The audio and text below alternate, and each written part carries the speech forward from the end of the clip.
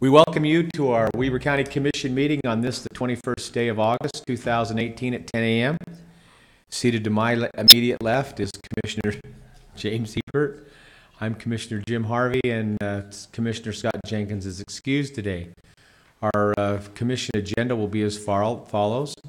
We'll have an invocation today by John Watson, who's the director of our transfer station. Our Pledge of Allegiance will be given by Charlie Ewert, and I'll have the thought of the day. We'll continue to that point now. Mr. Watson. Will you come to the mic, John? Thanks. Just right there. Our Father in heaven, we come before thee at the beginning of this meeting in which we are here to discuss the affairs of the county. We pray that thy Spirit will be here with us, that it will be with the leadership of this community in the decisions that are made, that it will be best for each and every member of this community. We are grateful for the opportunities to serve. We pray that we may always do so worthily. We ask now that thy Spirit will guide us, and we say this in the name of Jesus Christ. Amen. Amen. Please rise for the pledge. I pledge allegiance to the flag of the United States of America and to the republic for which it stands, one nation under God, indivisible, with liberty and justice for all.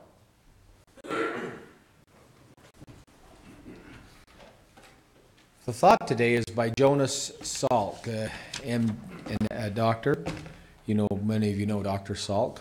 And he said, the reward for work well done is the opportunity to do more. I totally agree with that. Thank you. Our commission agenda will now continue with item number E, which is public comments. These are those in the audience who wish to address the commission. We've moved this now to the front of the agenda, so that if there are any agenda items that the public may come to want to address the commission, they can do it beforehand rather than after we've made decisions.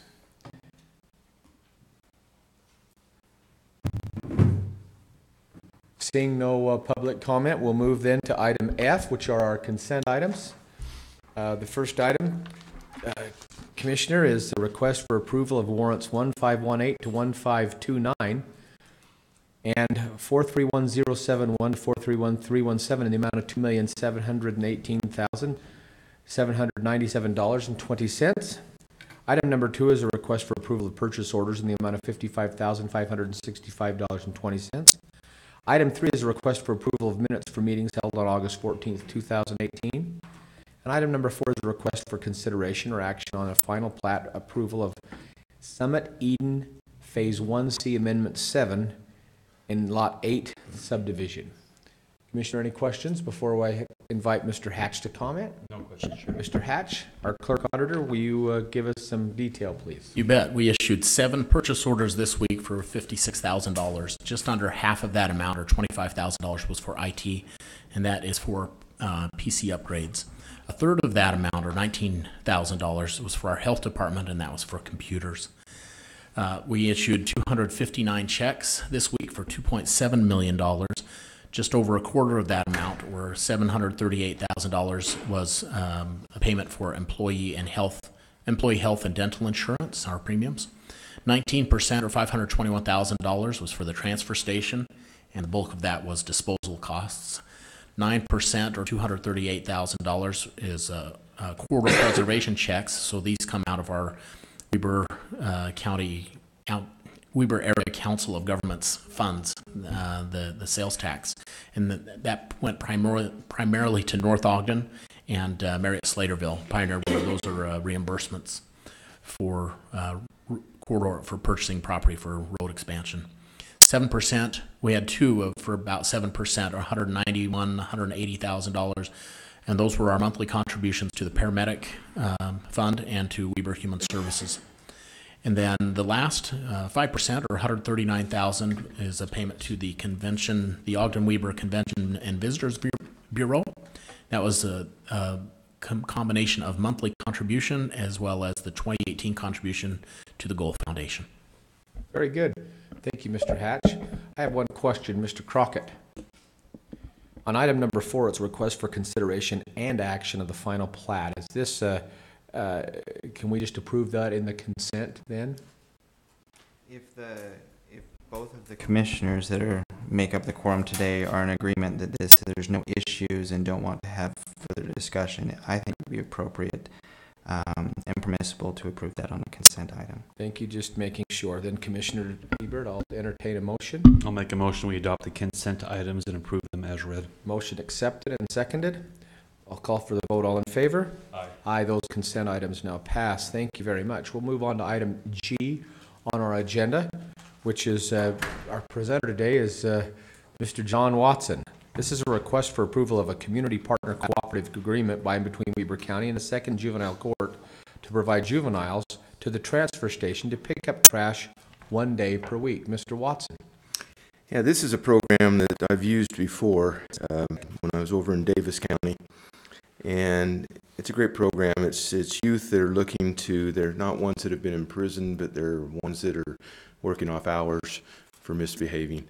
And so they come in with a supervisor from the courts who stays with them the whole time. They work in a group, and they just go around the whole perimeter of the facility and pick up trash. Now we have, of course, a lot of trash in little nooks and crannies, and these youth are pretty good about picking that up. They put it into a garbage can, and then we just throw that away. But it's a good program for them. They need the opportunities to work at different places. If the place that they don't like to go to is out down on Hope Island, which they usually go to, and they shovel buffalo waste. And Shuffle that's off the buffalo? That's where they shovel buffalo waste. I hate to correct you, but there are no buffalo on Antelope Island. There's a bunch of bison. Bison, I'm sorry. They I want to got- say it correctly because last time I got in trouble. They got horns and they Excuse me. sneak up on you in the Just a middle of the moment night, here. so. Would they be woods bison or plains bison, Commissioner? They are plains. I had a 50-50. That is a correct response, actually. Okay. Whatever they are, they poop. Yeah. And so anyways, that's one of the big options they have. So they really look forward to being able to bring them someplace closer like this. And so once a week they come, they spend an hour, they pick up waste, and then they come back and continue to repeat it. The cost on it is really insignificant. It's about $166 a month for them to do that. So I love the fact that it keeps that area of our county great. We have a lot of visitors through there. There's a great park down there for businesses, and the fact that you're presenting this to us is awesome. Thank you so much for perpetuating this. Commissioner, do you have a comment, or do you have I'll call then for a motion? I'll make a motion, we approve the community partner cooperative agreement by and between Weber County and the Second District Juvenile Court to provide juveniles to the transfer station to pick up trash 1 day per week. Great. Motion recognized, and I'll second that motion. Call for the vote. All in favor? Aye. Aye, that motion passes. Thank you. great, thanks. Item number 2 is, let's just hold that unless, Sean, is he coming today, or would you want to present that, or do you want me to just hold that for a little bit? Let's hold it. I'll hold it, Commissioner, for just a little bit here. Our next one is item number 3, Charlie Ewert. This is a request for discussion and/or action on the second reading of a proposal to amend the following parts of the Weber County Code 102-1, 104, all of that, 106-2, and 108, all of that, to make decisions for planned residential unit development, legislative and not administrative, by creating a planned residential unit overlay zone and repealing the planned residential unit entitlement and administrative criteria for each zone and the standards chapter. Mr. Ewert. Commissioners, thank you. Thank you for having me again. It's second reading. In our first reading last time, we got a little bit into the proposed PRUD code, but there's a little bit of confusion. I had packed a couple of other changes into this ordinance, including some clarifications and whatnot. One of them was a flexible lot standards ordinance. And so what I've done is I've pulled that out, asked that to be on the agenda separate, so it's not confused with the PRUD standards, because they are two different things going into the code. Does that make sense? Mm-hmm. Okay. with that in mind, we've got the PRUD ordinance in front of you. The presentation I gave you last week, haven't made many changes to that in here. I did work with the attorneys to work over some of the clarifications, grammar, and whatnot, to provide you with a better ordinance that's ready to be adopted hopefully today. But we talked a little bit last week or 2 weeks ago, about the difference between the legislative side of a PRUD overlay zone versus the administrative side of just a PRUD as a development use or development type that would otherwise be entitled or allowed. Currently in our code, PRUDs are entitled as administrative decisions. There's just some flexible language in the ordinance that makes it seem like we've got way more discretion than we actually do when we make decisions on this. Versus going to a PRUD overlay, which gives quite a bit of flexibility in the decisions that we make on these things. Just to refresh your memories, a couple of questions I think that were asked from the commission level was how much more challenging would it be for a developer to go through the PRUD overlay and come up with a concept plan, put the money into designs and all that, and then ask the question, can I have this, and potentially be shut down, versus having an ordinance that says you are allowed to do these things and here's how you're allowed to do these things. What would the difference there be? In this particular case, given what we currently have in place under our PRUD ordinance and quite a bit of perception of flexible decision making there, going to an overlay zone I don't think changes the design side or the development side of it. They're still going to be designing and coming to ask if we feel like it works the right way. And so I don't think there's harm in going to the overlay zone. It provides a lot more protection and it gives a lot more flexibility for the county commission to choose the direction for these types of flexible developments in the zones that they're allowed.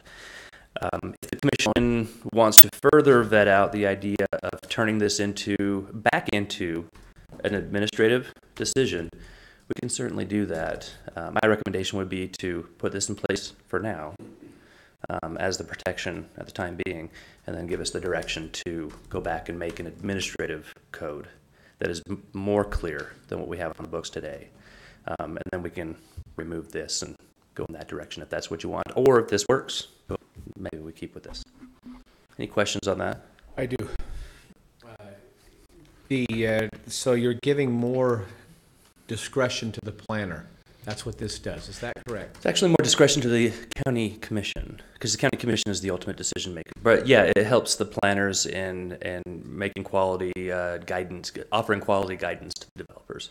And tell me, timeliness for the customer, the developer, does this streamline that so it's more efficient, or does this encumber them even more? I would say neither. Under our current code, I think it does neither. Our current code, you're going through almost the same processes. You've got to get a PRUD approval, still through the county commission, which you would have to do here. And then you have to go and do your subdivision plats that comply with your PRUD approval. So today, you have to get a conditional use permit, and under our current code, that's only authorized by the county commission with some perception of flexibility. What this does is it actually makes that flexibility the rule through overlay zoning as opposed to through conditional use permits. So not a lot of changes. I'm comfortable with it streamlining process and efficiency for the customer or the developer in every case. Yeah. So is there anything on any of these Weber County code that would allow us to work in to make things more efficient for the customer? There would be. If you guys wanted to go with tightening the current ordinance up to a more administrative decision without the abstract flexibilities that are currently written into our current code, that would create quite a bit of streamlining. I would be interested in that. So with that being said,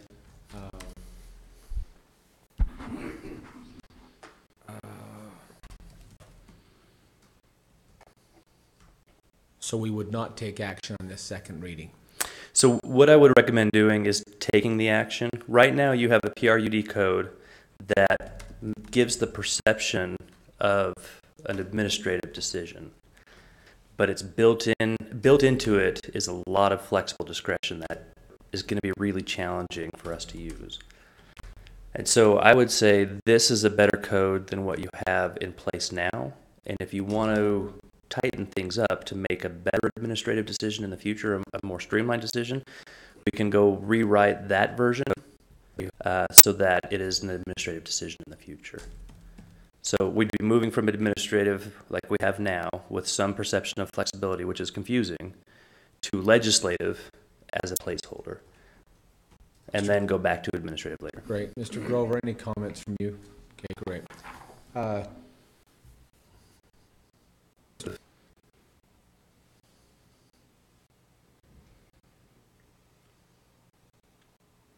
Commissioner, having never been a planner myself, we're only as good as our staff recommend. We have to trust them. And so, based on that, you've heard my discussion with regards to being effective with our customers and developers. I certainly want to move in that direction, Charlie. How soon could we get the language to help streamline that even quicker for customers, developers on that with, so if this second reading were to be approved, how fast could we get that language to help with the rest of it? At your direction, if you want this to be a priority, we can do this in the next few months and have something done hopefully before the new year. Would it be reasonable to ask you to have this done before the end of November?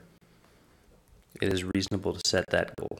Thank you. We'll work very hard for that. Great.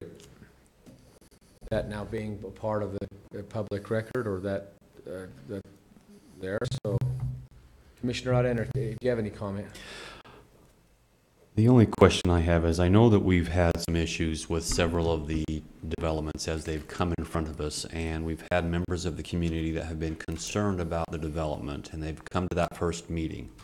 That meeting was the administrative meeting, correct? Right. And that meeting was not the forum where the commission could then make changes or request changes, because that was more of an administrative meeting where they were meeting the criteria that had been set out through the ordinance, correct? That is the challenge of our current ordinance, yes. And so at that point, we couldn't really give different direction because they were meeting the requirements of the ordinance administratively. And because it was an administrative meeting, we can only go by what's lined out in the ordinance. Right. Your attempt here is to change that, to make that more of a legislative meeting where we, as legislators, could say, within the ordinance, here's what we'd like to see, and it gives us more ability within that initial meeting to send the developers in the direction that we need to go to maybe move this forward. Yes. We have two developments right now that came in front of us administratively that are sitting out there. They're probably not going to move forward because they're not going to meet certain issues, whether it's criteria, whether it's road width or whatever, that we could have addressed in that initial meeting if it was legislative and said, we will not grant this legislatively in this initial meeting because whatever those specific issues were. So that being said, I think there's a certain amount of value in changing that first initial meeting where they come in front of us and having a little more flexibility to send them in the proper direction so they don't circle back around a month later and not be granted that to move forward. But I agree with Commissioner Harvey. I'd like to see a little more cleanup in it and better understand it before we move it forward, if that's okay. Right. That's very well said. I think this provides us an avenue, according to you, Charlie. I'll include you on this, Mr. Grover. It allows us to do that. With that being said, then. And could I add one more thing? I think one of the concerns I have, I was just at a meeting last night, and there's a very large section of unincorporated that's virtually surrounded by Plain City, except for a very small island that connects it to other unincorporated areas. And that unincorporated area will function within our ordinance. Well, that ordinance may not meet up with the Plain City development and Plain City planning, and where they're looking at maybe smaller lots because they understand the issues we have with 1 acre lots and subsidizing those lots from a county perspective. Eventually, it will be annexed into Plain City, and then they will assume all of that subsidy at some date. and they're trying to get away from that. So I'd like to see within the flexibility of this ordinance some ability to have in a matrix or some type of criteria for surrounding municipalities that are more than likely to annex that, to have the flexibility to work towards what their planning and community development is looking at, so that when that annex occurs, they're not taking on subsidy or specific issues. We can look at sewer. You know, most of the unincorporated within Weaver County is not using central sewer. Well, they're going to assume that at some point when they annex. So those type of things I'd like to for us as a county to be a little forward thinking and address that for cities like Hooper, for cities like Plain City and West Haven. So if you could keep that in mind as you put that together. I can do. With that thought, if the commission would indulge me taking a couple steps back. With the ordinance, the way that it's written right here, if you adopt it, that first meeting as they come before the county commission would be a public hearing for legislative action.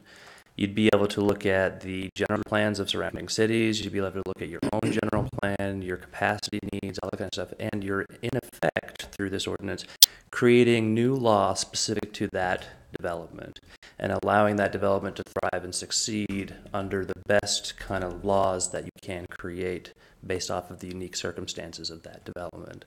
If you create an ordinance that is administrative in nature, you're going to be creating every little finite detail that you can think of without having a very specific proposal in front of you. And so you're going to miss something here and there by accident. And then the public will come to those meetings and you won't have the flexibility you need to move around those things. And so that's why there's pros and cons with keeping it legislative, with making it an overlay zone versus a conditional use permit. And one of the benefits is being able to be flexible with the developer and the very unique circumstances of that development. One of the cons is it takes a little bit more time to get through. There's less predictability from the developer. He's not looking at a matrix, like you mentioned, or a list of things that he has to provide.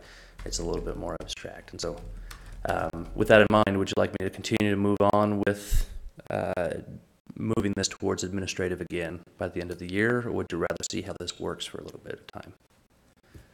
Yeah, well, for me, I think I'd like to review it a little bit more. I don't think I'm ready today to vote on it, Charlie. I see some value in the administrative because it gives a very set out process. Right. Citizens can see that set process and become very comfortable with how their community is being developed. But there is a specific need for us to be able to work with developers and work with other communities that will more than likely have to.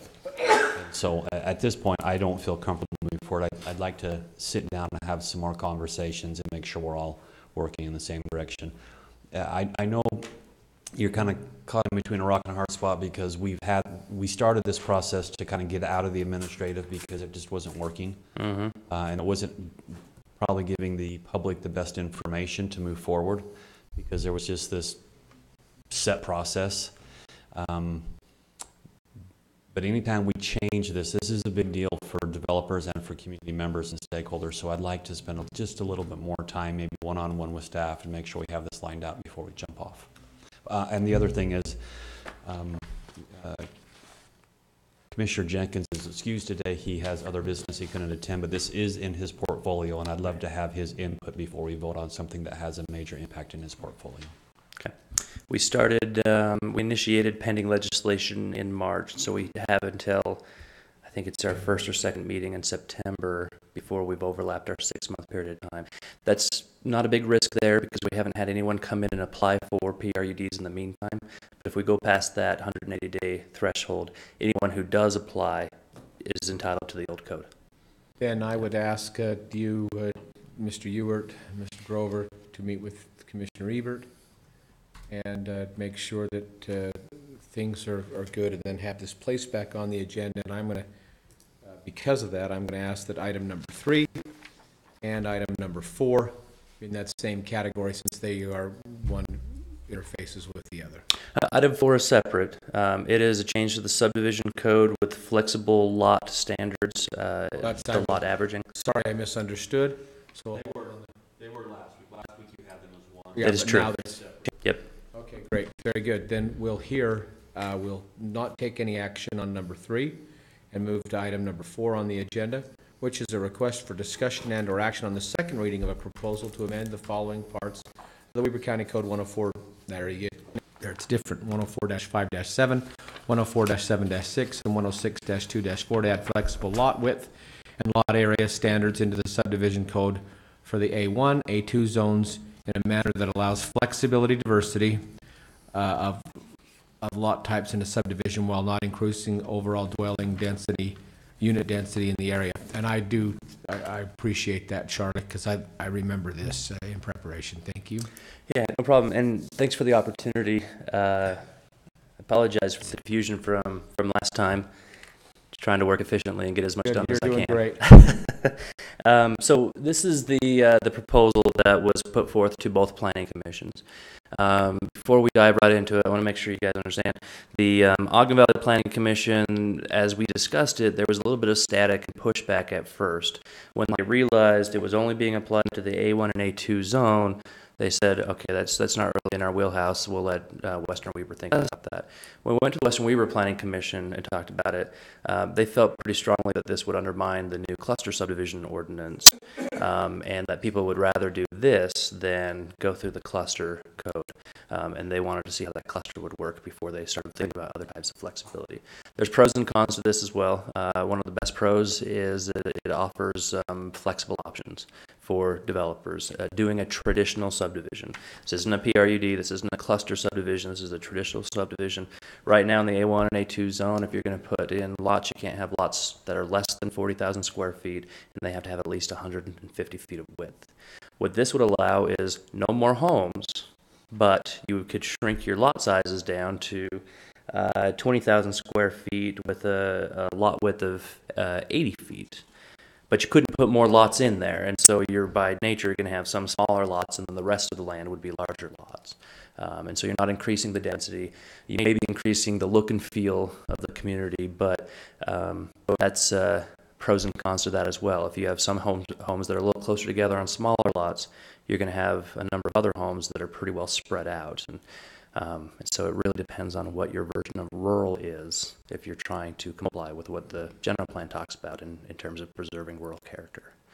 So I think it could work, but it also could be a challenge in the face of the cluster subdivision code. Maybe a little bit of an experiment at first, but it may be worth a shot. Commissioner, comment? I've spent a couple of years really kind of getting a feel, and I understand some folks want certain feelings within their communities, a certain feel within their community, not feelings. But I think we also need to be aware of people's property rights and their want and need to develop their piece of property in a manner that they want to. And so I do like the opportunity to have kind of a set vision for a community, but still have some flexibility within each of the individual developments to create something that the individual who has the property can create. And so I like this concept. It allows us to bring some concrete sense into some of the developments and not just have an overlay that's a cookie cutter for every single community that's being kind of created out there in an incorporated area. So I'm all in favor of this. Thank you, Charlie. Yep, and I tend to agree with this. We've got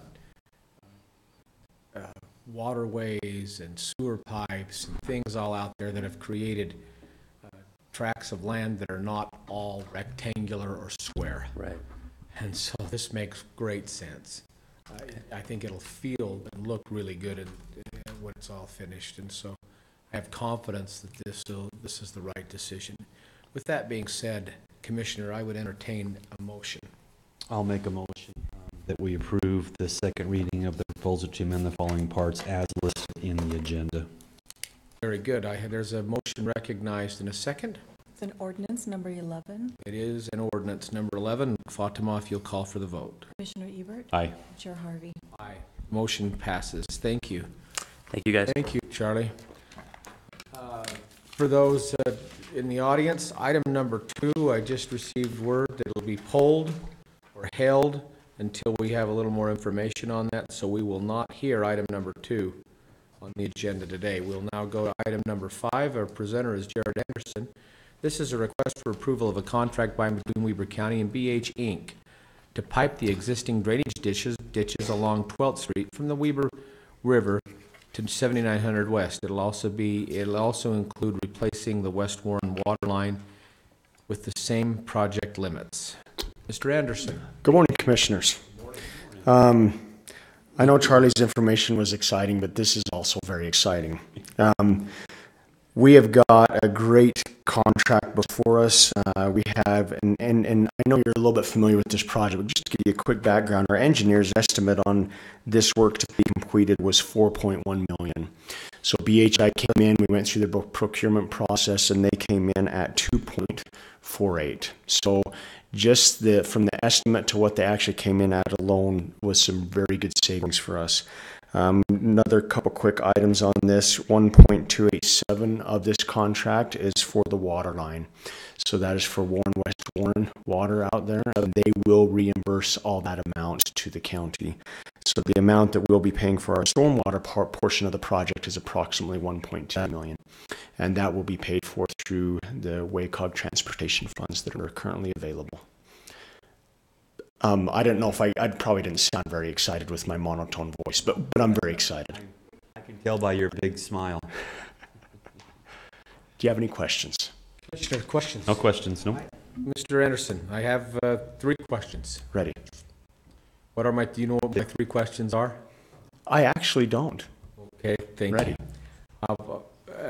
I know that this is something that we've been anxiously awaiting for a long time, and we've made some agreements verbally to take care of, especially for West Warren Water. Can you address publicly, I know I've talked about why we're opening a hole to make sure we have sewer, secondary water, and also another pipe in there for other services.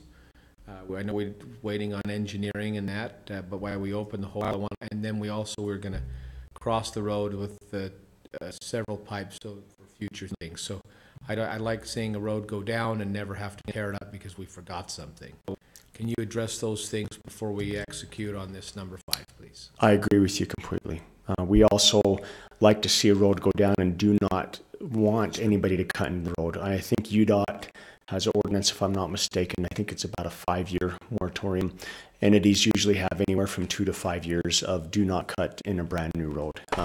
As you know, the patch doesn't work correctly. It just is not done good. Now, we did have one instance on 3500 West where a contractor did come through and wanted to cut at his expense, at the developer's expense. They actually did the cut approximately, I believe it was 40 feet wide, so that the transition was good and that we didn't have any kind of trench settling in that new road.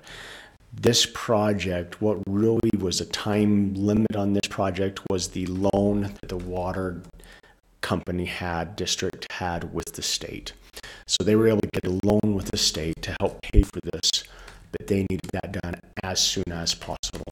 So versus waiting and getting the funds ready for the full reconstruct of the road, we came in and said, let's make sure we get this work done now so that we can still have that loan that the West Warren was getting through the state. The funds, there are available funds to do reconstruct of the next section. We haven't had full discussions on that yet, so we will be. But we are really looking at those items you mentioned specifically. What's best to put in now? If sewer's not going to happen for 30 years, doesn't matter when the road's 30 years old. So that's the extremes, right? If sewer's going to be put in within the next 2 to 5 years or 30 years from now. So we really need to have those discussions, make sure we have a good understanding of where we're going to go with those.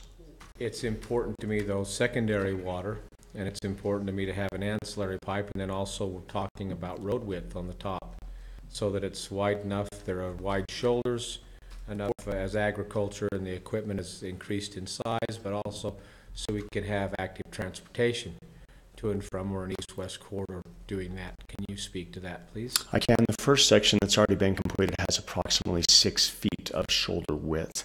That's with a turning lane in the middle. I know the 6 feet, the minimum I'm looking around for Charlie, but the minimum for active transportation width, my understanding, is 6 feet. We already have that in the first section of roadway. The second section of roadway, this was a study done independently by Hales Engineering, was their name, a transportation engineering group. We do not have the center turning lane planned for on this next section. It is just going to be 2 travel lanes with 10-foot shoulders on that remaining section. So we will, and that's the section from 5900 out west. So the plan is definitely to have the width for active transportation, definitely to have the width where farm equipment can get off the road when needed. And the width to be able to accommodate without disturbing a crosscut on that road. Is that correct? Correct.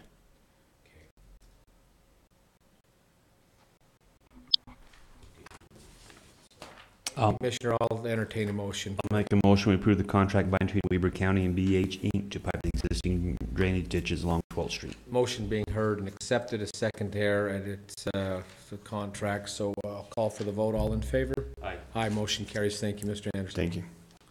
Would you like me to handle this? Would you, the last one is that Commissioner Ebert, a request for approval of resolution of the county commissioners, Weber County appointing a member of the Utah Association of Counties Board. With Commissioner Gibson moving to the state, we have an opening at the Utah Association of Counties full board, and I'd like to make a motion that Commissioner Harvey be appointed to serve on that board. I'll accept that motion and recognize it, and I'll second it.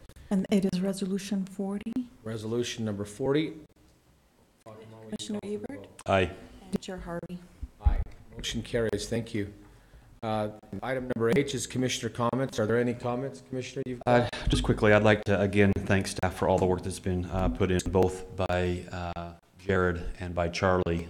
These are very large projects. There's lots of things going on. We've asked them to do very difficult things at times, trying to balance in the public need and both in very complicated areas, along with the staff and the county direction. So again, great work, and I appreciate the time, effort, energy, and the quality that's put into all of these resolutions and ordinances.